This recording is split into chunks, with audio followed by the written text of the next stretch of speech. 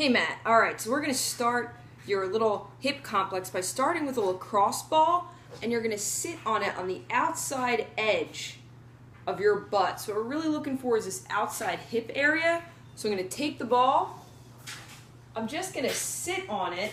What I'm going to practice doing is just opening and closing my leg. Just find a sore spot, just kind of move around in it from the side. I'm going to show you. Kind of move around on the ball. Till you find a sore spot, I want you to relax and open and close your hip with a nice tall posture. So don't slink down, put your hands behind you.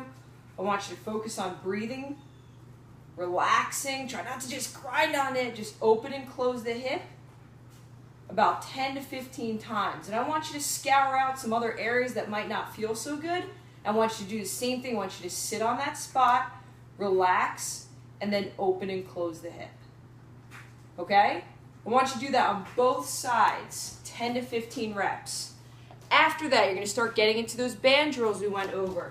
You're going to take the band, we're going to put it right here on the hip.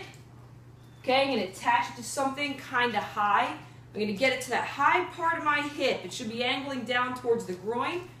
I'm going to grab the ground and I'm going to hike my butt up and just crawl forward till I find some tension. Okay, in my hip, it should feel like it's pulling you back. So what you're going to do is keep moving forward and ground that back leg nice and straight. Really snap that back knee straight. Okay, so when your back knee is straight, your foot is straight. And I want you to start moving your hands all the way to the outside. It should burn the outside of your shin, burn the outside of your hip. Still working on breathing. And I just want you to keep moving that around to where the points are really sticky. For me, that's sticky. Remember, you can move the joint around. Just be sure that your foot stays straight. And then the last one we're going to do is we're just going to lower the band down to the floor. Remember, I'm going to ankle it around my ankle, and I'm going to scoot back and feel my hip dislocate. We always want to do this with a straight toe. So I'm going to really get back. I'm going to go on the ground here. You can see my foot now is going to just pull itself naturally. I'm actually going to take my elbows, push myself back. Okay, nodded, toe open, toe nice and straight, and just gently let the band pull your hip. It should feel like relief when you do that. Okay, so I want you to do that same thing, 10 to 20 reps or just 1 to 2 minutes. So ball on the sticky areas of your butt that's uncomfortable, the hip, the bear position, and the low position. And last but not least, practicing those squats. So remember, our feet are going to be nice and straight. I want you to start the movement right here at the knees. I want you to corkscrew them, like unscrew them open and tighten your abs like someone's going to punch you. Lower into your squat.